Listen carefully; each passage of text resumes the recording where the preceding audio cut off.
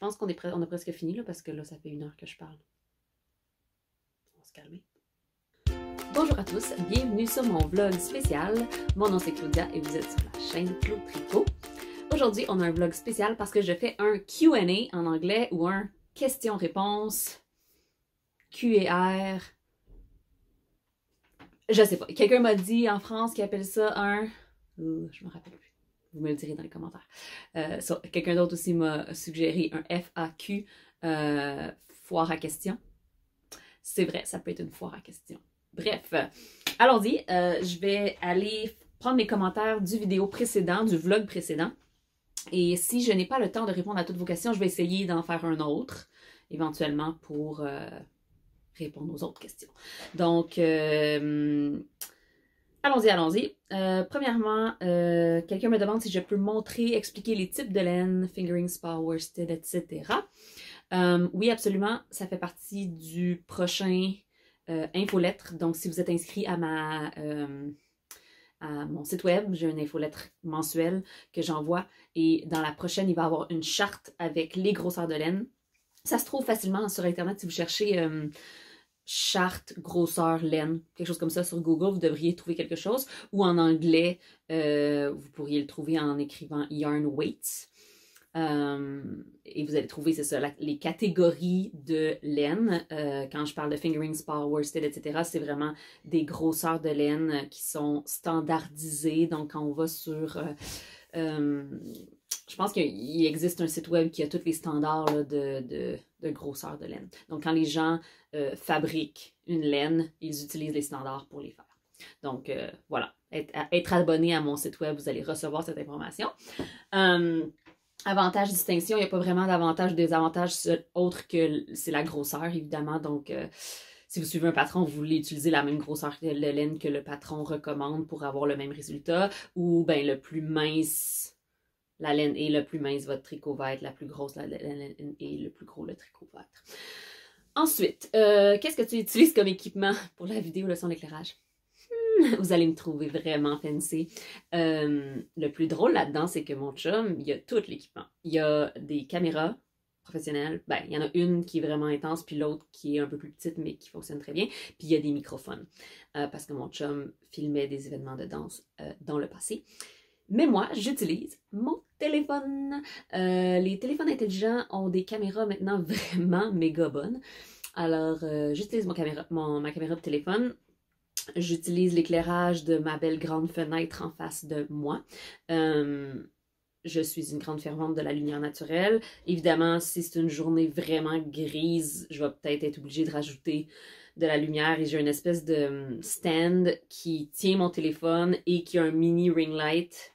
Donc, je peux rajouter de la lumière si je veux, mais j'aime moins faire ça. J'ai appris beaucoup en faisant... des photos et vidéos maquillage par rapport à l'éclairage naturel. Puis comme c'est de la lumière naturelle, mais le soleil plombe pas directement dans ma fenêtre, ben ça fait une belle image bien... une lumière bien diffuse ou bien balancée, mettons. Donc voilà, rien de bien fancy. La raison étant que je n'ai pas d'espace en ce moment pour placer une caméra plus professionnelle dans mon espace.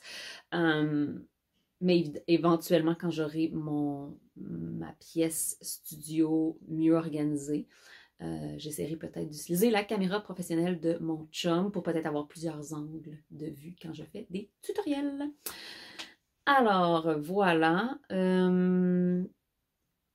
Je continue. Il y a plein de gens qui m'ont juste dit félicitations. C'est fantastique, on aime tes choses. Merci, merci, merci. Je vous adore, c'est vraiment grâce à vous que je peux faire ça en ce moment. Alors, la deuxième question que j'ai, c'est est-ce que tu t'es cloné pour arriver à faire tout ce que tu fais? Non, j'aimerais vraiment ça. Mais évidemment, comme je l'ai déjà mentionné, je pense que c'est rendu mon gagne-pain que de faire cette chaîne YouTube et tricoter. Donc, pour avoir la chaîne YouTube, il faut que j'aie du matériel. Pour avoir du matériel, il faut que je tricote, etc. Fait que tricoter est vraiment une partie intégrante de ma vie de tous les jours. Quand les enfants sont à l'école, à la garderie, je me concentre sur ma business. Donc, je tricote. Maintenant, j'ai filé un peu. Je fais de la machine à tricoter. Je fais des tutoriels. Donc, vraiment, la majorité de mon temps est investi là-dedans. Je n'ai pas d'autres emplois de jour que je fais. Donc, je pourrais pas faire tout ça si j'avais un emploi de jour. Et des fois aussi, le ménage en prend un coup. J'ai une femme de ménage qui vient une fois de temps en temps parce que on n'est pas très assidu sur le ménage. Qui t'a appris à tricoter? Bon, ben, premièrement, j'ai appris une première fois quand j'avais 11-12 ans, peut-être, même peut-être 10, je sais pas, alentour de ces âges-là, avec ma grand-mère. Donc, ma grand-mère m'a montré à tricoter dans ce temps-là. Et comme tout enfant, préadolescent, j'avais pas assez l'intérêt pour continuer, fait que j'ai fait comme un début de foulard, puis après ça, ben, le début de foulard a pris le bord, puis j'ai jamais continué. Quand j'étais au cégep, ma colocataire de cégep crochetait, donc j'ai appris des points de base de crochet, puis j'ai fait à ce moment-là des foulards pour tout le monde. Tout le monde, ma mère, mon père, ma soeur, moi. J'ai fait plein de foulards en crochet. Après, tu sais, c'est allé par période, j'ai découvert le tricot à travers quelqu'un qui, dans un événement de danse, parce que j'enseignais la danse dans ce temps-là, dans un événement de danse, une personne avec qui je logeais se faisait des magnifiques mitaines. C'était pas des mitaines, c'était des gants. Des gants avec des aiguilles double pointe, avec du jacquard. C'était une affaire de fou. Moi, j'ai été vraiment impressionnée.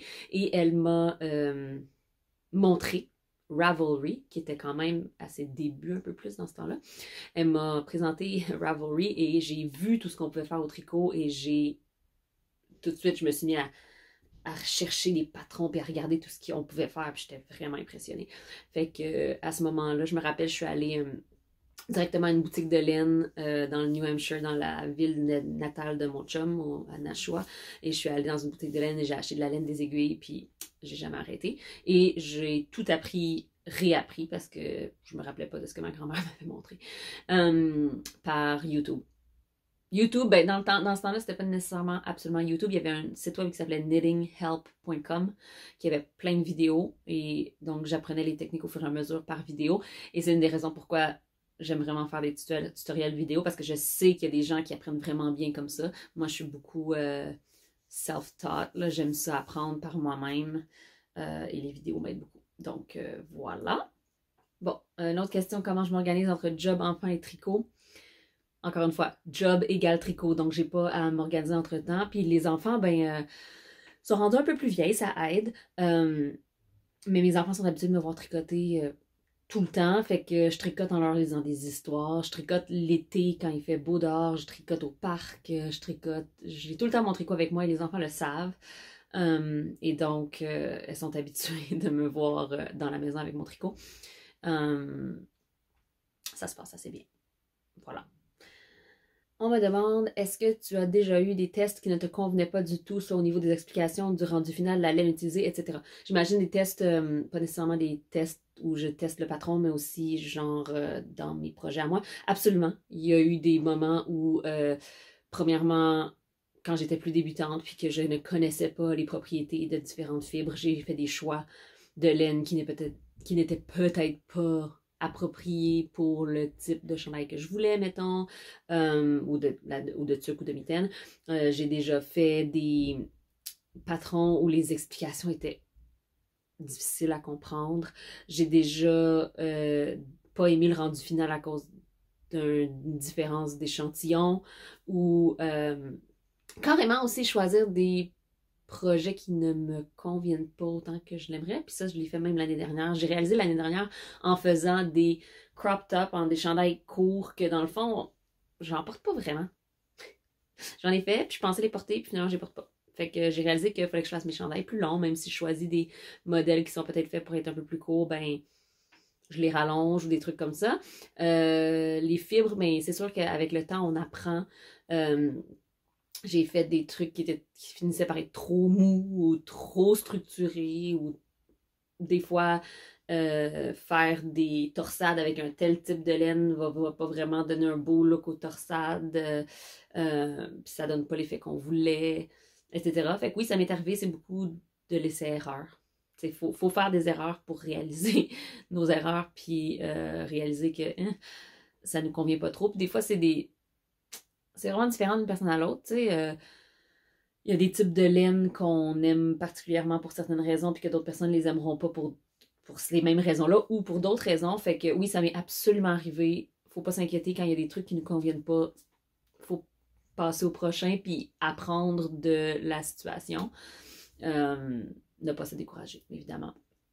On me demande, en France, il y a une grande mode de tricoter du mérino teint par des teinturières indépendantes, puis c'est plus difficile de trouver de la laine rustique. Est-ce qu'au Québec, c'est quoi la tendance? Je pense qu'il y a différentes tendances parce que ça dépend des gens. Si on parle de la tendance des personnes que vous voyez sur YouTube, les podcasteurs, les créateurs un peu plus impliqués dans le côté là, international peut-être, je pense qu'il y a un gros retour vers le rustique, il y a un gros retour vers le moins traité possible, il y a quand même des bonnes tendances vers des couleurs plus naturelles, toutes ces choses-là. Mais il y a aussi beaucoup de gens encore qui, c'est normal, qui ne supportent pas la laine rustique parce que ça pique, c'est dérangeant pour leur peau, etc. Donc, il y a quand même beaucoup de monde qui achète encore soit le mérino parce que c'est méga doux, ou les laines superwash parce qu'elles sont pas piquantes. Je pense que c'est une question aussi de grand public versus pas grand public, c'est-à-dire que dans les forums que je côtoie, les gens font beaucoup. En fait, c'est comme l'espèce de progression, je dirais. Les gens découvrent le tricot et souvent vont s'acheter de l'acrylique au début parce que c'est plus facile à se procurer. C'est ce qu'on voit dans les grandes surfaces, etc. Et c'est pas cher. Et ensuite, quand les gens veulent aller vers quelque chose de plus naturel que de l'acrylique, ils vont vers une laine souvent superwash parce que c'est plus doux. Au toucher, c'est plus... pour moi c'est pas plus doux. La référence de doux, c'est comme différent, mais c'est plus lisse, c'est pas piquant, ça ressemble un peu plus à ce que l'acrylique nous donne parce qu'évidemment, le superwash, c'est une façon de refermer ou d'enlever les écailles de la laine et donc ça fait un fini carrément plastifié. Et donc, il y a ça, puis éventuellement, souvent, les personnes qui tricotent vraiment beaucoup commencent à essayer les laines rustiques, puis des fois, les gens comme migrent vers ça un peu plus. C'est ça, c'est ce qui m'est arrivé à moi. J'ai tout de suite commencé avec de la laine animale, pas d'acrylique, mais évidemment, c'était beaucoup du superwash, justement, pour la douceur, etc. Puis aussi parce que ça fait peur aux gens, la laine rustique, les gens pensent que c'est beaucoup d'entretien, puis c'est difficile parce que ça se met pas à la machine du tout. Ça, c'est méga préconçu comme idée. Peut-être que je ferai une vidéo là-dessus qui explique à quel point les tricots en laine rustique sont faciles à entretenir. C'est vraiment pas difficile. Mais pour les teinturiers aussi, l'affaire, c'est que quand on embarque dans la teinture artisanale ou la teinture indépendante, c'est plus facile, selon ce que j'ai appris. Je ne suis pas une teinturière, je n'ai jamais teint un écheveau de laine de ma vie. Mais selon ce que j'ai lu, les couleurs, c'est beaucoup plus facile d'avoir des couleurs vibrantes sur du superwash que sur de la laine rustique. Donc, pour ce qui est des teinturières indépendantes, je pense que c'est pour ça qu'il y en a beaucoup qui vont vers ça. Et là, les gens qui veulent encourager local, ben, vont vers les teinturières indépendantes. Et là, l'offre est beaucoup vers le superwash. Ici au Québec, il commence à avoir un virement. Il y a des compagnies de teinture indépendantes ici locales qui travaillent avec des fibres beaucoup plus rustiques. Et moi, je suis aux anges. J'adore voir cette transition-là. Fait que oui, au Québec, on a quand même maintenant beaucoup de choix vers du rustique et ça me rend bien heureuse. Feras-tu un trio intégral sur une tuque? Bonne idée. Alors oui, je ferai un tutoriel A à Z sur une tuque. Il faut juste que je me choisisse un modèle. C'est toujours des trucs A à Z pour des projets, c'est toujours plus long hein, parce qu'il faut que je planifie, ben, il faut que je le fasse. Je peux pas utiliser un projet que j'ai déjà tricoté pour vous montrer comment le tricoter. Il faut vraiment que je le fasse avec vous et donc faut de la préparation, il faut le matériel, il faut tout ça. Tandis que quand je fais une technique, souvent, je fais une technique sur soit un échantillon ou je peux rapidement me tricoter un petit échantillon pour vous montrer la technique, ou je choisis des techniques aussi des fois qui sont à ce moment-là de mon projet, c'est-à-dire que si, mettons, par exemple, j'ai un cardigan, que bientôt je vais devoir reprendre les mailles, la manchure, et ce n'est pas, c'est un drop shoulder, donc c'est le devant et le derrière sont faits, puis il y a un trou pour la manche, donc je n'ai pas de mailles qui sont déjà en attente. Donc, il va falloir que je reprenne des mailles tout le tour de la manchure. Et donc, je vais faire une vidéo sur comment reprendre ces mailles-là. Parce que je suis rendue là dans mon patron, donc ça donne bien. Bref, oui, éventuellement, une tuque, absolument. Est-ce que je vais faire plus de design? C'est une bonne question. J'aimerais ça, mais pour moi, il faut que l'inspiration y soit. Parce que je me sens pas l'âme d'une designer. Je trouve pas ça naturel chez moi que de faire des designs. J'aime beaucoup faire les designs des autres. Je suis toujours inspirée quand je regarde les designs des autres. Mais il se peut très bien que j'en fasse quand je ne trouve pas ce que je veux pour une certaine laine. Je vais peut-être essayer de designer quelque chose. J'ai une petite idée de quelque chose qui s'en vient. Mais je vous dis rien parce que ça s'en vient, mais est-ce que ça va vraiment se faire? Je ne le sais pas. Ce n'est pas ma priorité, le design. Est-ce que j'ai des suggestions de livres pour débuter le tricot? Comme je vous ai dit, moi, j'ai appris par Internet sur des vidéos. Donc, des livres, j'en ai pas vraiment lu, essayé, testé, etc. Pour débuter, c'est ça, c'est difficile à dire. Je vous dirais que il y a des vieux livres, si vous pouvez les trouver là, usagés, why not? Mais tu sais, des fois, on se réfère à des trucs comme ça. Là, ça, c'était à ma grand-mère. Les 800 points et conseils. Mon tricot, ça parle de tricot, de crochet tunisien. Puis, ça explique plein d'affaires. Tu sais, c'est le fun d'avoir des références, des fois, pour trouver certaines choses. Sinon, pour débuter, il faudrait que je fasse une recherche un peu plus approfondie. Parce que je ne sais pas, surtout en français, je ne sais pas quoi vous envoyer, vers où vous envoyer. En anglais, il y a énormément d'ouvrages. Je suis peut-être pas la meilleure personne pour ça. Désolée. Combien d'heures par semaine consacres-tu au tricot? Beaucoup. Je calcule vraiment pas mes heures. Je regarde vraiment pas combien de temps ça me prend à faire des affaires. Je calcule pas mes heures parce qu'en fait, j'y vais tu sais, des fois, je tricote pour 5 minutes entre deux affaires. Des fois, je tricote en faisant la cuisine. Pendant que ça bouille, je tricote. Je pourrais pas vraiment calculer parce que c'est par petits bouts des fois, mais à tous les soirs, je m'assois puis je tricote une fois que les enfants sont couchés. Là, fait vers à peu près 8h30 ou 9h, je tricote jusqu'à quand j'aime me coucher. Des fois, beaucoup trop tard, c'est-à-dire, tu sais, 11h30, minuit. Mais des fois, j'essaie d'aller me coucher plus tôt que ça. Je dirais que c'est un minimum de 3 heures par jour. La fin de semaine plus. Voilà. En tant que tricoteur, oui, les tricoteurs des modèles masculins. Yes. J'en parle pas souvent parce que je tricote pour moi, hein, fait que c'est ça. Mais ça tombe bien parce que mon chum m'a demandé de lui faire un chandail. Ben, en fait, c'est pas vrai. J'ai fait un cardigan à mon chum v'là vraiment longtemps. Puis là, cet hiver particulièrement, il le porte tout le temps. Fait que je lui ai dit, ben là, tant qu'à le porter tout le temps, je vais en faire un autre. Différent, qu'est-ce que tu veux? Alors, on a fait une petite recherche ensemble pour trouver quelque chose qui allait lui convenir. Dans mes designers que j'aime beaucoup pour les trucs d'hommes, excusez-moi, je regarde mon ordinateur en même temps pour aller chercher des noms, là. Ben déjà, j'aime beaucoup les designs. Il y a des designs de Maxime Cyr, de Vincent Deslandes, Jean-Philippe Clich aussi. C'est tous des Québécois qui ont fait des super beaux designs pour hommes. Après, quand on va... tu vois, celui que mon chum a choisi, je vais le mettre en photo peut-être ici, s'appelle le Chimney Sweater, puis c'est de Strikelisa, S-T-R-I-K-K-E. Lisa. qui est vraiment cool comme chandail pour hommes.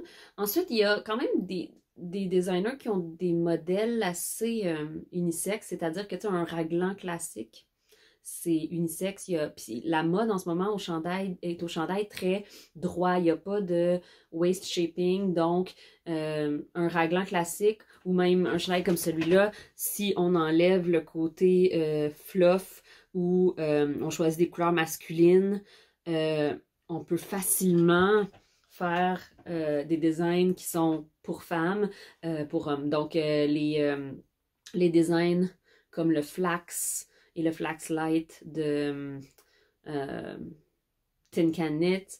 Andrea Mari a quelques chandails pour hommes aussi, là, genre dans sa lancée de Spark. Je vais le trouver. Donc oui, celui qui s'appelle le Spice, qui est pour hommes dans les designs de Andrea Mari. Ensuite, je sais que Jorge Locatelli, au moins un raglan pour hommes. Dans les patrons de Brooklyn Tweed aussi, Brooklyn Tweed a des modèles masculins très jolis parce que, si je ne m'abuse, il y a des gens dans leur équipe qui sont des hommes.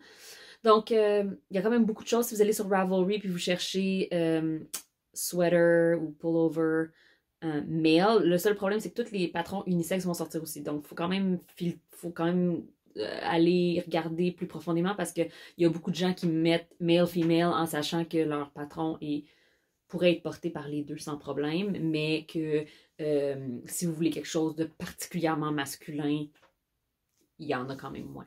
Okay, saurais-tu nous expliquer comment définir le nombre de mailles nécessaires pour faire un pull raglan, le ratio entre les diminutions des devants, du dos, des manches, peu importe la taille? Là, c'est le genre de choses qui embarquent dans le design de patron. C'est-à-dire que les calculs qu'on fait doivent être, on doit prendre nos mesures, on doit faire notre échantillon, on doit calculer. Vous pouvez designer votre propre chandail, hein? C'est sûr que vous pouvez comme calculer, ok, je veux que mon col soit à quelle ouverture, je veux que mes épaules arrêtent où, je veux que mes manches commencent où, mais là, rendu là, on fait du design. Et quand on veut faire du design, il y a des livres pour ça, il y a des livres comme... comment ça s'appelle? Il y en a un sur les chandails. The Perfect Fit ou... il y a Strange Brew qui est un livre par Tin Can Knit qui explique beaucoup la construction des chandails. C'est en anglais tout ça. Mais ce que je vous dirais, c'est acheter un patron de base de chandail raglan, en regardant les photos, trouver ceux que vous aimez le plus dans la profondeur du raglan, etc. Puis achetez-le, puis partez de là. Puis moi, rendu là, quand je fais... Tu vois, moi, j'ai beaucoup aimé le So Faded de Andrea Mari. Je trouve qu'il me fait très bien. Mais ce qui est la beauté d'un raglan, c'est qu'à un moment donné, si tu continues à augmenter puis tu réalises que ça va faire trop large ou trop long de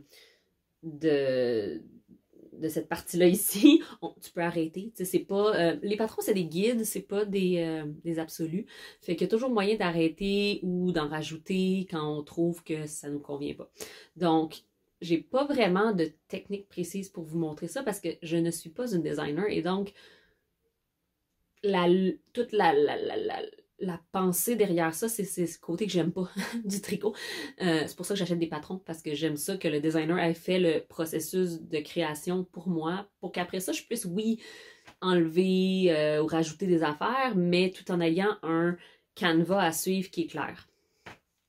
Donc voilà, mais ma réponse facile, c'est échantillon, mesure, calcul. Il y a juste ça à faire. Où j'ai pris ma tasse, c'est toujours la même. Je l'ai mis dans les liens aux gens qui ont posé la question. Elle s'appelle le Echo Vessel. Excusez-moi, j'ai encore l'étiquette. Le Echo Vessel.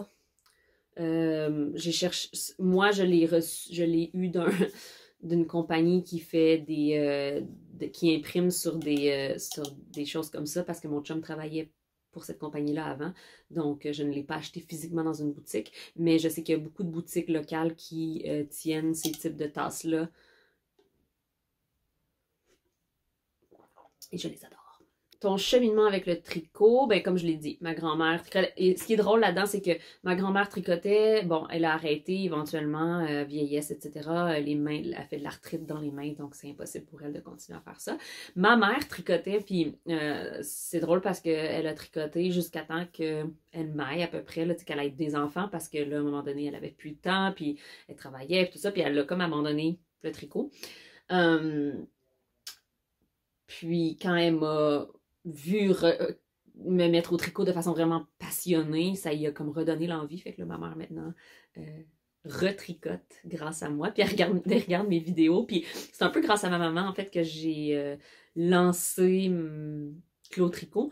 J'avais ça en tête depuis vraiment longtemps, mais quand ma mère s'est remise à tricoter il y a 2 ans et demi, un peu plus, elle voulait faire un chandail de bébé, puis j'y avais envoyé un patron, puis elle me demandait des questions, elle me posait des questions sur certaines techniques, puis je me disais, OK, je vais te trouver quelque chose, tu sais, je vais te trouver une vidéo pour apprendre cette technique-là, puis je cherchais des vidéos en français sur YouTube, puis je trouvais rien qui me satisfaisait, je trouvais que c'était soit vieux peut-être, la qualité était moyenne,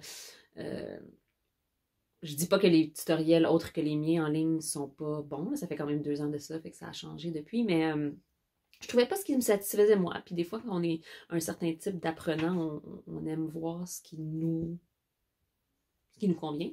Je trouvais rien qui était québécois non plus, puis c'est pas que j'aime pas bonjour la France, je vous adore, mais des fois c'est intéressant d'avoir un accent qu'on reconnaît quand on regarde des tutoriels. Donc voilà, j'ai lancé ma chaîne entre autres parce que je voyais qu'il y avait un manque de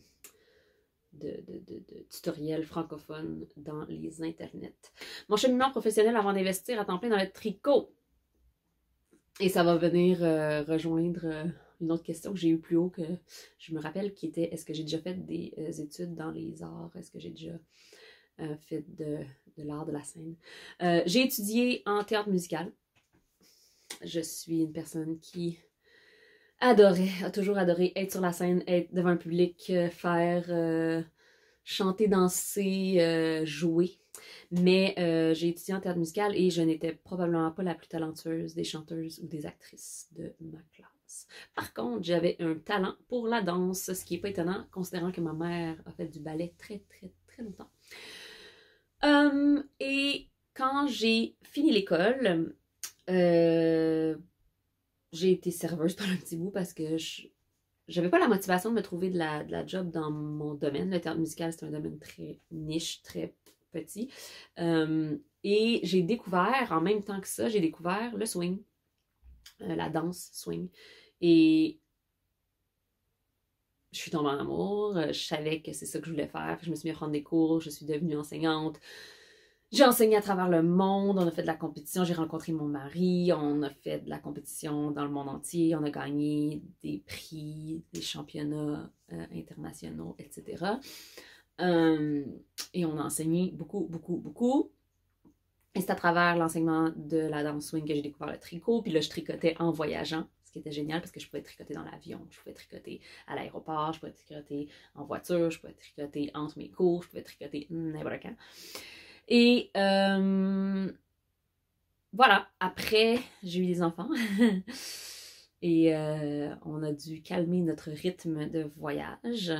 Et c'est là où, après ma deuxième fille, le tricot est comme revenu dans ma vie tranquillement, pas vite. Il m'a jamais vraiment quitté, mais j'étais vraiment rendue mollo dans ma période où j'étais comme avec les enfants tout le temps. C'était vraiment difficile de tricoter plus quand il était tout petit. Fait que quand le tricot est revenu dans ma vie, j'ai juste su que ça allait jamais me quitter. Fait que voilà, c'est devenu ça. En fait, je l'ai su assez vite que le tricot allait jamais me quitter parce que je me suis fait tatouer une balle de laine et du tricot sur la hanche. Probablement, j'ai commencé à tricoter en 2009, fin 2009. Je me suis probablement fait tatouer le tricot là, 3 ans après avoir commencé à tricoter. Je savais que ça allait me rester avec moi pour toujours. Ma boîte en bois en arrière.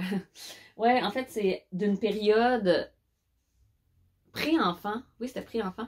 D'une période pré-enfant où je savais que je voulais faire quelque chose par rapport au tricot. Ça me tentait, je trouvais ça... J'avais des amis, il y avait beaucoup d'amis qui me posaient, qui faisaient des commandes, tu sais, des trucs, des mitaines, des chandails, etc. Puis je m'étais dit que je pourrais commencer à tricoter de façon plus professionnelle. Et donc, je m'étais créé une brand, une marque pour vendre des tricots que j'avais appelé Nuts About Knitting. Knots comme des nœuds.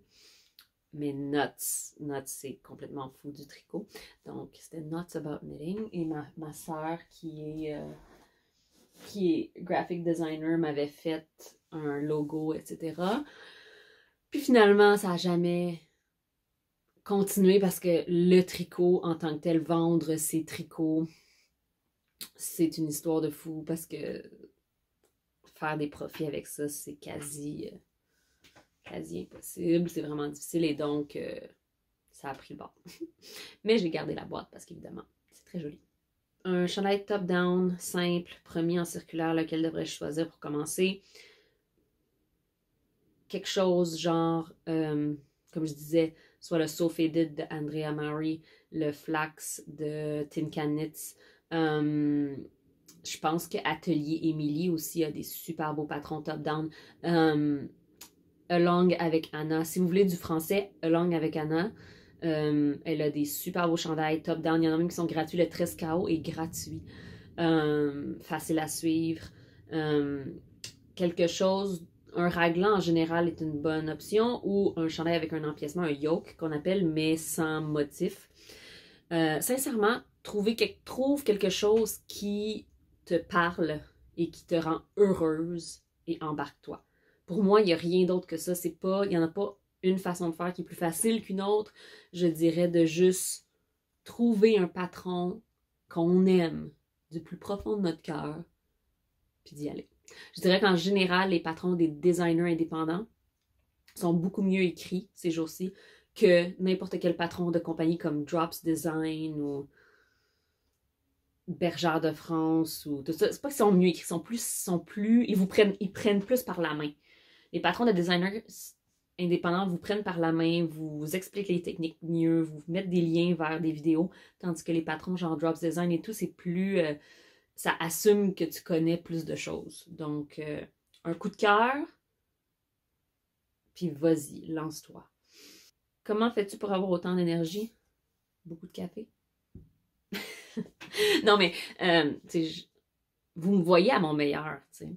Vous me voyez tout le temps quand je suis en train de filmer, puis que, pour moi, enseigner, partager, donner, le tricot, tout ça, ça me donne de l'énergie, ça me donne un mot. J'ai toujours été comme ça, aller enseigner la danse. Des fois, je partais, j'avais l'énergie puis le moral de même. Puis là, je rentrais dans la classe, puis dès que je commençais à enseigner, vroom, toute l'énergie, ça me donne du jus.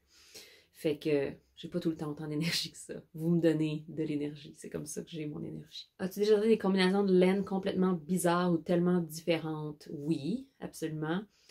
J'ai tricoté du 100% soie Mulberry, puis oh boy, c'est une autre histoire. De un, ça a grandi de fou, ça a un drapé sans bon sens, et ça colle, et c'est spécial, et c'est lisse. En tout cas, j'étais vraiment étonnée du feeling de cette laine. La couleur m'a comme happée dans le magasin, mais finalement, peut-être que j'aurais dû le doubler avec quelque chose d'autre parce que ça a grandi. Puis finalement, je l'ai donné à une amie à moi qui a quelques tailles de plus que moi pour les chandails, parce que, oublie ça, j'aurais pas pu porter ça. J'ai fait quelques projets où j'ai combiné des restants, puis que le résultat est correct, mais pas parfait. Mais tu sais, on apprend. Comme je l'ai dit au début, c'est vraiment... on apprend, mais tu sais, des fois, dans des combinaisons bizarres mais différentes, il faut aussi l'assumer, genre celui-là ici, mon chandail avec les slobs, puis avec le top en suri. J'ai acheté les deux ensemble, puis je me suis dit, je vais faire quelque chose de vraiment... Fait que, tu sais, il y a une section en suri, il y a une section en slob, c'est vraiment assumer que c'est des couleurs et des textures complètement différentes, et donc, oui, c'est bizarre, mais c'est assumé. Il y a des choses que j'ai pas encore essayées puis que j'aimerais essayer, genre il y a des laines avec de la protéine de lait dedans. Il y a des laines, tu sais, puis j'essaye plein de laines, là, tu sais, comme la Nueva, c'est une laine que la combinaison était spéciale, puis je suis vraiment contente de l'avoir essayée. Je vais essayer la boucle de Urso et ou Julie Asselin parce que la composition est intéressante. Je suis généralement assez intéressée à des laines qui ont des combinaisons spéciales. Mais peut-être qu'au début, le premier projet serait pas genre un gros projet d'envergure quand c'est des compositions que j'ai jamais faites parce que on s'entend que, mettons, la première fois que j'ai vu du suri, j'ai fait le. Ah, il est dans ma chambre. Je regarde mes chandails en arrière. J'ai fait le Magnolia en suri au complet, puis j'avais comme pas réalisé que la fibre allait avoir aucune mémoire. Fait que mon chandail n'a pas grandi une tonne, mais il est évasé au bas du chandail. Ce qui est pas laid, mais ce qui est pas ce que je cherchais. Et donc, avoir su, j'aurais peut-être essayé un autre type de projet plus petit avec mon suri 100%, juste le suri, avant de me lancer dans quelque chose de plus gros. Vous comprenez ce que je veux dire? Parce qu'après ça, ben, le jean chandail au complet, je l'aime, mais c'est pas mon préféré à cause de la fibre qui est douce et chaude, mais juste le look de la silhouette est moins ce que je recherche. Est-ce que je vais aborder les mitaines norvégiennes ou latviennes? Ben, je veux faire comment t'appelles ça? Les tresses lettonnes. Je vais montrer comment faire des tresses lettonnes bientôt. Les fameuses mitaines norvégiennes, en fait, c'est du jacquard. C'est du jacquard avec une forme pointue au bout. Donc, peut-être que je pourrais faire un tutoriel de mitaines norvégiennes avec un patron gratuit. Je vais y penser. Comment on s'inscrit à un CAL dont je parle souvent? Ben, ça dépend de différents podcasts. Pour mon podcast, on va sur Ravelry dans mon groupe de discussion et on peut inscrire nos projets directement sur le groupe de discussion. Projet fini ou projet ou dans le fil de discussion où on fait juste discuter de nos projets. Et on peut aussi mettre des photos de nos projets sur Instagram avec le hashtag, le mot-clic que j'ai choisi. Donc là, en ce moment, c'est le Kalacha 2020. Donc, c'est juste pour le fun de tricoter ensemble et le fait qu'il y a des prix après, c'est un petit extra pour ça. Est-ce que je peux vous montrer un jour comment fonctionne ma machine à tricoter? Oui, tout le monde m'en parle. Oui, c'est juste que je ne veux pas nécessairement faire des tutoriels parce que je ne suis pas une professionnelle et je me sens un peu imposteur d'enseigner quelque chose qui, moi-même, je me sens pas à 100% compétente à faire. Je peux faire des vidéos qui me montre en train de le faire. Apprendre, peut-être pas. Peut-être juste pour vous montrer comment il fonctionne, oui, mais sans vous montrer. Vous comprenez ce que je veux dire? Je veux pas faire des tutoriels sur quelque chose que je connais pas assez. Le tricot machine, aurait-il une machine à conseiller? Ça dépend vraiment de beaucoup de choses. Donc moi, quand j'ai cherché pour des machines à tricoter, j'ai fini par en acheter. J'en ai acheté une, puis après ça, j'en ai acheté une deuxième en voyant que j'avais un besoin différent. J'utilise les deux pour différentes choses. Faut commencer par savoir si vous voulez une machine qui tricote de la grosse laine ou de la petite laine. Donc, il y a des machines qui s'appellent standard qui vont tricoter des grosseurs de genre vraiment petits, genre fil cobweb qu'on appelle là, minuscule, jusqu'à un fil à peu près DK maximum. Donc, on peut faire des chaussettes, on peut faire des chandails, mais avec du petit fil. Et souvent, ces machines-là sont des machines plates et certaines ont l'option d'avoir un côteleur. Ça dépend du prix que vous voulez y mettre. Ça dépend si vous voulez être capable de faire du color work, donc du jacquard dessus. Ensuite, j'ai une autre machine qui est pour de la laine. Ça s'appelle une machine mid-gauge, donc médium. Et celle-là, je peux faire du fingering jusqu'à... J'ai réussi à faire du chunky avec, mais c'est limite. Puis pour celle-là que moi j'ai achetée, qui est la LK 150, il n'y a pas de côteleur, donc c'est juste à plat. Mais elle est plus petite, elle est plus compacte, elle est plus légère, plus facile à trouver des parties, etc. Puis ma standard gauge qui appelle, c'est la Singer SK 360, qui est aussi un modèle qu'on trouve quand même assez souvent dans les ventes là, de machines. Euh, Après ça, il y a des machines à tricoter circulaires pour des chaussettes. Il y en a qui sont électroniques, donc il y a un moteur carrément. Ça dépend vraiment des besoins, je dirais. Si vous voulez plus en connaître, allez sur des groupes de tricot machine, c'est-à-dire sur Facebook, il y a des groupes, sur Ravelry, il y a des groupes où les gens sont spécialisés là-dedans, puis on peut poser des questions. Ça serait peut-être une bonne place pour commencer. Combien j'ai d'enfants? Es-tu mariée? Depuis quand tu tricotes? Donc, c'est ça. J'ai commencé officiellement fin 2009, début 2010. Ce qui fait déjà 11 ans. Ça paraît pas, hein? J'ai 2 enfants. 2 grandes filles, Sydney qui a 7 ans et Billy qui a 5 ans. J'ai un chien. Et je suis mariée. Des fois, je l'enlève, mais je suis mariée depuis 2012. Avec Davis que vous avez vu dans le tutoriel précédent. Si vous ne l'avez pas vu, c'est le tutoriel sur comment gérer un des chevaux et comment le mettre en balle. C'est mon mari. On s'est rencontrés grâce à la danse. Et je tricote depuis, c'est ça, je l'ai dit.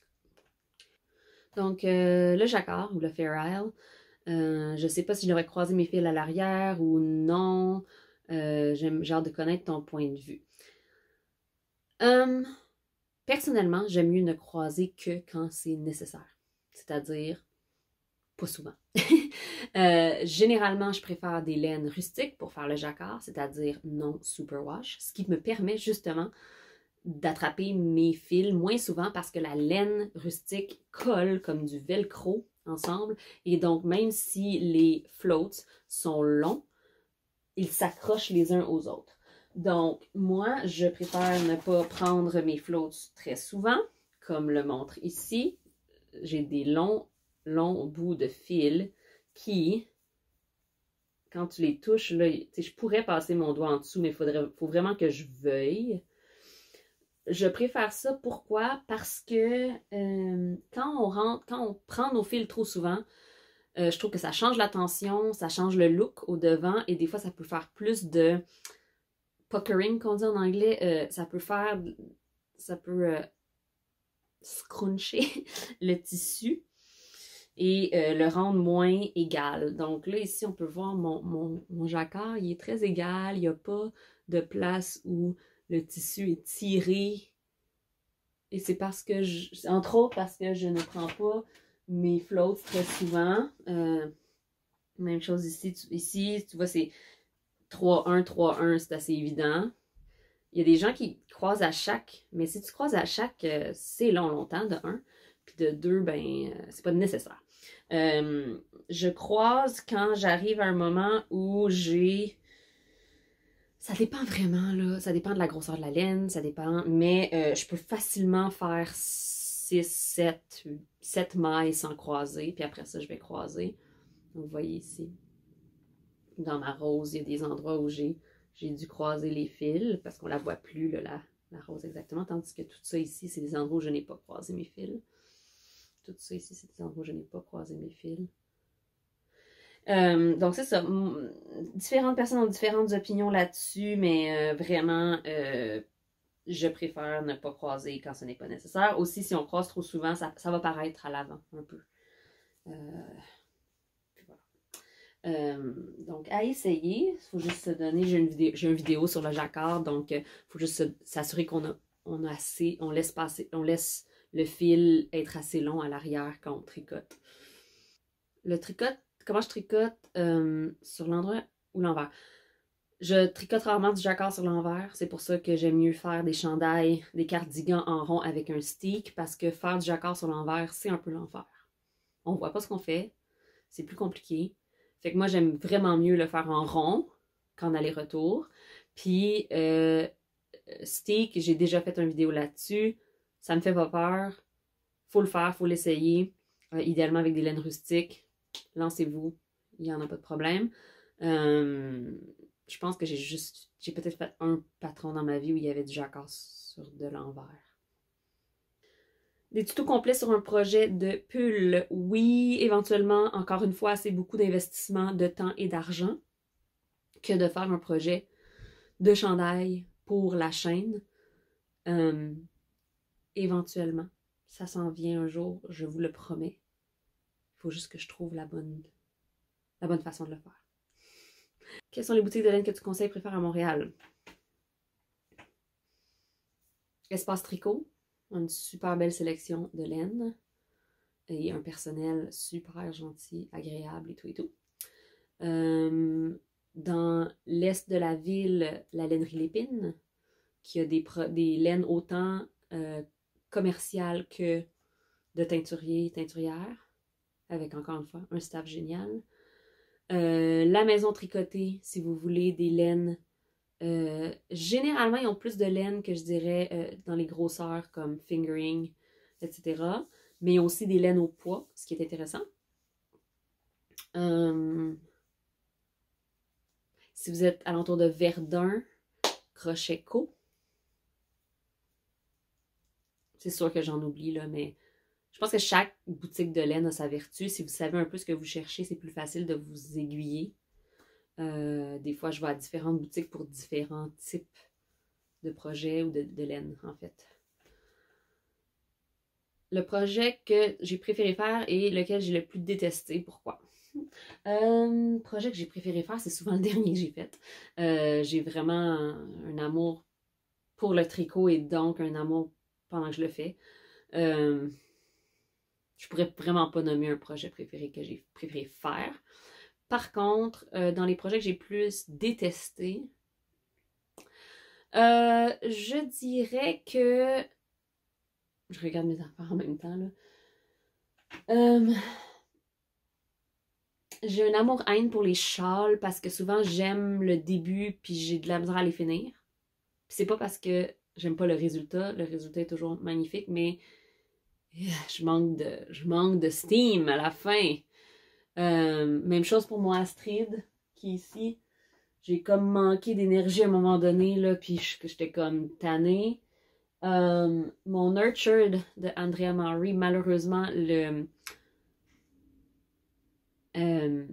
type de point était long à faire. Long, long, long. Et j'étais tannée. Et me donnait mal au poignet aussi. Je sais pas si c'était comme il y avait beaucoup de mouvements de points envers. Puis je sais pas, à cette période-là, j'avais mal dans les mains puis dans le poignet beaucoup. Fait que j'étais obligée de déposer mon tricot souvent puis de changer de projet. Fait que c'était moins le fun. Voilà. L'endroit le plus incongru que j'ai tricoté. Partout. Sincèrement, je tricote partout, puis il y a des gens qui me trouvent vraiment drôle. Incongru, ben tu sais, je sais pas à quel point c'est incongru. J'ai tricoté, comme je disais, j'ai tricoté dans l'avion, j'ai tricoté à l'aéroport, j'ai tricoté dans les parcs, j'ai tricoté dans l'auto, pas en conduisant, mais encore, je me suis déjà retrouvée dans un vrai embouteillage, là, tu sais, genre, ça avançait zéro, puis je tricotais. Mais pas m'arrêter. Pendant que j'allaite un peu partout dans le monde. Je sais pas si j'ai un endroit comme particulièrement incongru. Mais c'est ça. Partout. Une fibre que j'aimerais essayer si le budget n'était pas une restriction, le Kiviut. Le Kiviut vient des buffles. Et c'est une fibre, mais oh mon Dieu, à quel point elle est douce et chaude, c'est incroyable, mais ça coûte cher. Et donc, je n'ai pas de Kiviut et je n'ai jamais essayé de Kiviut de ma vie. Le projet tricot dont je suis le plus fière. Je sais pas. Ma robe de mariée, mettons. En même temps, c'est pas vrai, c'est pas ma... C'est peut-être pas celui dont je suis le plus fière parce que il y a des choses que je ferais différemment si c'était à refaire. Je regarde mes chandails, c'est probablement dans mes chandails, mais écoute, je sais pas. Je sais pas. Je suis fière de pas mal tous mes projets tricot. Ils me rendent heureux, fier, satisfait. Je sais pas. Je ne peux le dire.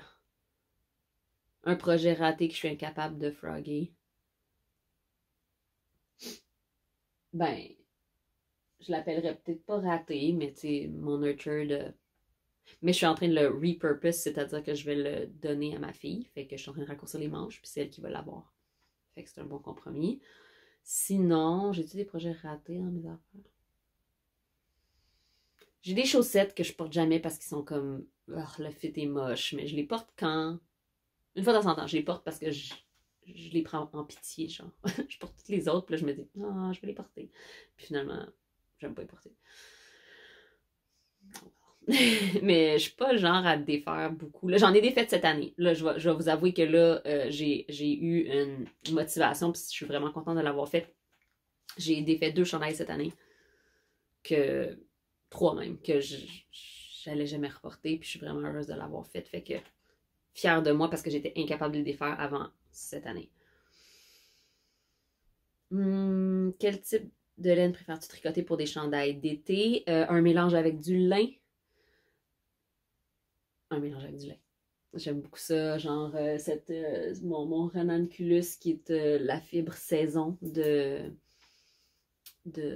bleu poussière était merveilleuse à porter. Ouais, le lin, ça s'adoucit, puis c'est drapey, puis c'est léger, fait que, ouais, je dirais un mélange avec du lin. Puis peut-être pas de lin 100%, j'ai pas fait de chandail encore en lin 100%, j'aimerais ça éventuellement essayer le 100% lin, puis voir comment ça se comporte. Des kits d'aiguilles, les Chiaogu. Je suis vendue au Chiaogu. Mais je dirais avant de s'équiper complètement d'une marque, je dirais de les tester avant. Acheter, si vous aimez, mettons, si vous voulez essayer une certaine marque, achetez une aiguille circulaire, essayez-la, testez-la. Si vous l'aimez, là, investissez dans le kit. Sinon, c'est plate d'acheter quelque chose, un gros kit, puis finalement de réaliser que t'aimes pas le feeling. Moi, je serais les Chiaogu, puis regardez vraiment si vous avez vraiment besoin du kit complet, parce que les Chiaogu, ils ont le kit complet genre de 3 mm jusqu'à genre méga grosses. Moi, je réalise que les méga grosses, je les utilise quasiment jamais, puis j'ai déjà un kit Knitpicks qui date de là vraiment longtemps. Fait que j'ai acheté juste le demi-kit de Chiaogu, donc de 2 mm, de 3 mm à genre 5 mm, je pense, puis ça me convient parfaitement. Puis après ça, si jamais j'ai besoin d'extra, je peux juste racheter les pointes d'aiguille individuellement. Budget. Est-ce que je me fixe un budget pour mes achats tricot? Puis même si je m'en fixais un, je le respecterais pas. Je suis pas une personne qui se fixe bien des budgets. J'y vais selon mon... Je me ferme les yeux et j'y vais. Est-ce que c'est la bonne façon de faire? Sûrement pas, mais c'est ce que c'est. Puis maintenant, comme c'est ma business, évidemment, je me permets différentes choses puisque ça fait partie de mon métier. De tester différentes fibres, de tester différents outils. Toutes ces choses-là. Donc, voilà, je ne me fixe pas de budget et je regarde surtout pas combien j'ai dépensé au mois, le mois. Là, c'est à la fin de l'année, je check ça, puis c'est fini. Sinon, je serais découragée. Aïe, aïe, aïe. Quel est mon idéal de tricot en termes de lieu, ambiance, moment, etc. C'est intéressant, ça. Idéalement, si la vie nous le permettait, ça serait une terrasse d'un café au soleil, en après-midi, dehors, avec un temps parfait. Ça. J'aime vraiment juste être dehors, dans la nature. Ou tu sais, je me rappelle, je m'ennuie. À cause de la COVID, on n'a pas pu y aller, mais mon chum a un chalet sur le bord d'un lac dans le New Hampshire. C'est magnifique. C'est pas à lui, là, c'est sa famille. Magnifique. J'ai des photos de moi le matin en me levant. Je me fais mon café. Je m'assois sur la méga grosse véranda qui donne sur la nature et le lac. Et je tricote là, au son des oiseaux. Il n'y a rien de mieux que ça. Rien.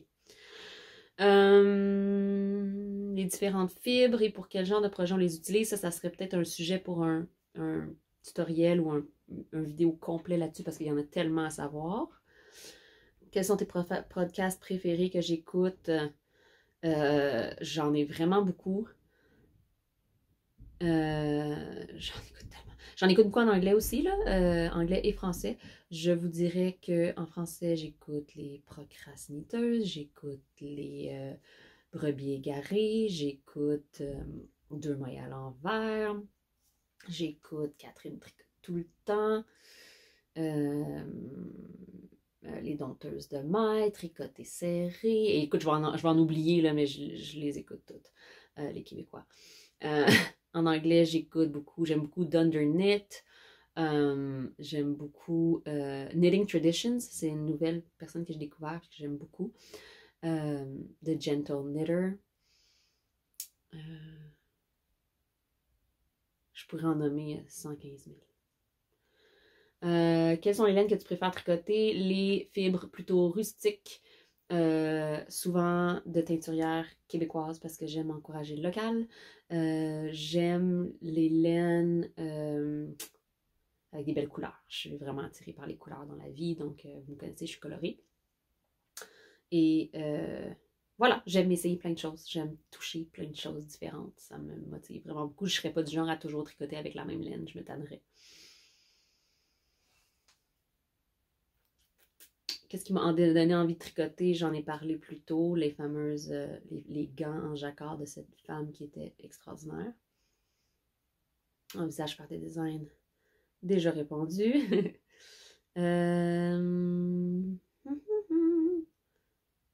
Mon projet préféré à tricoter, ben, c'est une catégorie de projet, les chandails. Les chandails, les chandails, les chandails, les chandails et plus de chandails. Donnez-moi des chandails, je suis heureuse. Chandails. En même temps, j'ai toujours une paire de bas sur mes aiguilles aussi. Fait chandail et bas, mais si tu devais en enlever un, je survivrais sur les chandails. Facile, facile. Faire une vidéo sur mon stash. Bonne chance! Non, c'est pas vrai, j'ai pas un stash si énorme. Sérieux, quand je me compare, je me console, là, dans le sens où j'en ai quand même moins que ce que je pense. Je pourrais faire une vidéo là-dessus. Peut-être que ça serait une bonne idée quand je vais pacter mes affaires pour déménager. Parce que je dois déménager pour faire des grosses rénaux chez moi. Fait que je vais falloir que je mette toute ma laine dans des boîtes. Ça serait peut-être un bon moment pour faire une vidéo sur l'inventaire. Est-ce que je choisis mon projet par rapport à la laine ou le contraire? Ça dépend.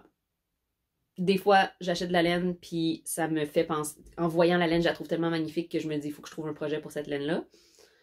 Ou des fois, j'ai un projet que je trouve extraordinaire, puis je trouve la laine pour. C'est vraiment interchangeable. Mais souvent, quand j'achète une laine, j'ai déjà une idée de projet en tête. C'est pas toujours la chose que je finis par faire avec, par contre. Je pense qu'on on a presque fini, là, parce que là, ça fait 1 heure que je parle. On va se calmer. Est-ce que je pense faire un destage de Nutiden? Non, je pense pas. J'en ai vendu un peu à quelqu'un parce que j'avais des gros restants, mais en général, ce qui me reste là, je pense que je vais l'utiliser. J'ai des idées pour des projets. C'est juste quelque chose de tellement précieux. Tellement précieux. Parce qu'une fois que c'est vendu, il n'y en a plus. Fait que j'ai de la misère à m'en départir. Voilà. C'est aussi beau en décoration que ça l'est tricoté. Fait que, À quel âge un enfant a-t-il la capacité d'apprendre le tricot?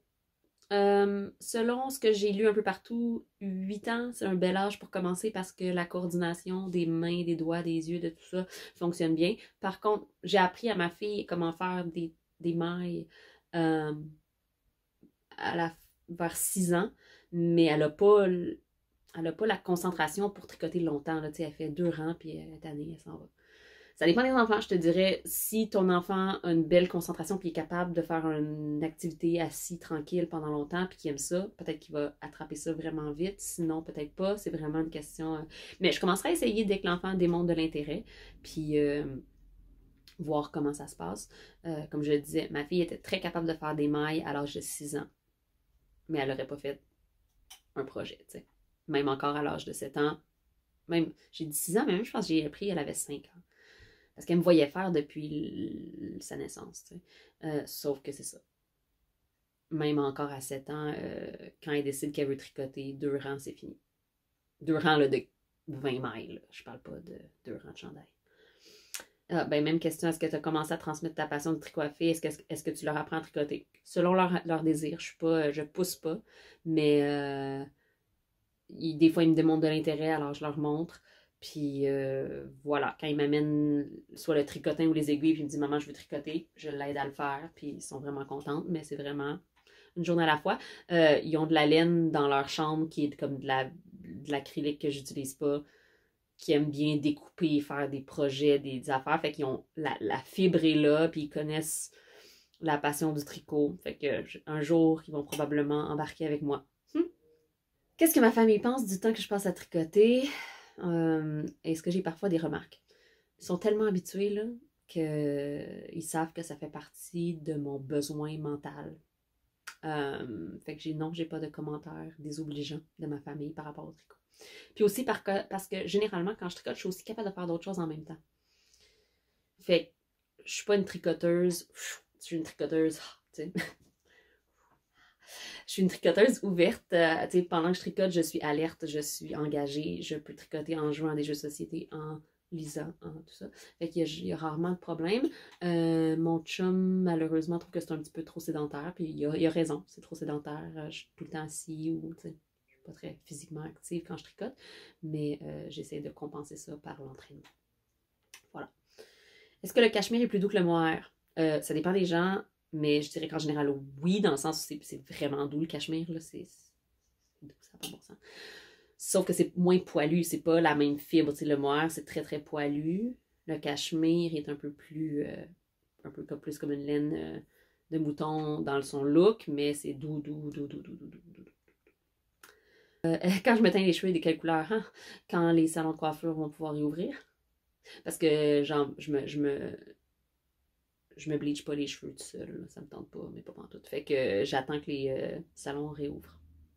Idéalement, je l'espère, à l'entour du 8 février. On va voir. Et quelle couleur? Surprise, pourquoi pas. Où est-ce que je me procure ma laine? J'en ai parlé un peu. J'aime aussi en commander en ligne des fois, dans des boutiques comme Pure Laine, etc. Ou j'en ai acheté chez Yarn Canada, qui est plus de la laine commerciale. Je me promène, mais j'achète généralement tout le temps au Canada. J'haïs ça, acheter aux États-Unis, parce que j'haïs le fait que je vais peut-être avoir des douanes, des frais de douane quand ça arrive. Fait que j'achète tout au Canada ou en Europe, s'il y a des deals vraiment intéressants, des choses qui me tentent, genre chez Holzgarn ou justement la Nutiden, qui se vend juste en Suède. Et combien me coûte ma laine pour faire un chandail? Ça dépend vraiment, là. C'est vraiment... Ça peut varier énormément. C'est sûr que moi, je suis petite, fait que j'ai pas besoin de métrage énorme. Fait qu'habituellement, mettons, un fil fingering, j'ai besoin de 3 écheveaux maximum. Fait qu'il faut regarder, tu sais, mettons, si c'est un écheveau de teinturière qui coûte 30$, ben ça me coûte 90$ pour le chandail. Si je fais quelque chose comme ça, où j'ai 5 couleurs différentes, plus 5 couleurs de mohair, c'est plus dispendieux, mais j'ai plein de restants. Fait que c'est vraiment... Je regarde pas vraiment le prix du chandail, évidemment, à part si j'ai un budget à respecter, puis que j'ai pas beaucoup d'argent, là. Il y en a quelqu'un me dit j'ai 2 machines Légaré à bas. Je suis jalouse. J'aimerais ça. J'aimerais ça, mais à un moment donné, il faut que je limite la quantité de matériel, sinon ça va me prendre une maison complète juste pour mon matériel. Parce que je veux m'acheter un rouet aussi, tu sais. Un rouet, 2 machines à tricoter plates, puis une machine à bas, ça rentrera pas. Mon chum va pas m'aimer. Après tous ces tricots, quelle technique te semble encore difficile, effrayante? Aucune. J'ai peur de rien au tricot, puis c'est pour ça que je pense que j'ai du succès. Je me lance, je fais, j'assume. S'il y a des erreurs, je défais. La seule chose qui peut pas se défaire, c'est quand tu as fait un stick, mais il y a moyen d'arranger les choses. Le tricot, ça se répare tout le temps. Faire des erreurs, ça fait partie du processus. Il n'y a rien qui me fait peur. J'ai jamais essayé de feutrer un de mes projets, mais c'est quelque chose qui me tente. J'aurais envie de faire un gros chandail en jacquard, genre rustique, puis de le faire feutrer juste un peu pour qu'il soit encore plus chaud. Pas fait encore. C'est pas que ça me fait peur, mais faudrait que je fasse mes recherches. C'est pour ça que je n'ai pas encore osé faire, parce que je ne sais pas comment ça va finir. Il faudrait probablement que je fasse un chandail un peu plus grand pour qu'il rapetisse une toute petite affaire en feutrant. Aiguille circulaire courte préférée, Chiaogu. Toujours Chiaogu. Est-ce que j'ai une couleur, une palette de couleurs que je préfère ou que mon œil est automatiquement attiré? Toutes. Les couleurs vives, en général. J'ai des périodes. Quand j'ai commencé mon podcast, je pense que tous mes projets du premier épisode étaient mauves. Après ça, j'ai une passe où j'avais plein de turquoise. Après ça, j'ai une passe où j'ai plein de jaune. C'est vraiment par période, mais je dirais pas que... Je suis généralement moins attirée vers le neutre, puis vers les palettes c'est ça, gris, brun, beige. C'est moins ce qui m'attire. Puis des fois, je m'en fais parce que ça me prend des neutres dans ma garde-robe, mais c'est moins ce qui m'attire. Publier une photo de mon lieu préféré à Montréal. Je vais y penser. Je le mettrai ici si je trouve quel est mon lieu préféré à Montréal.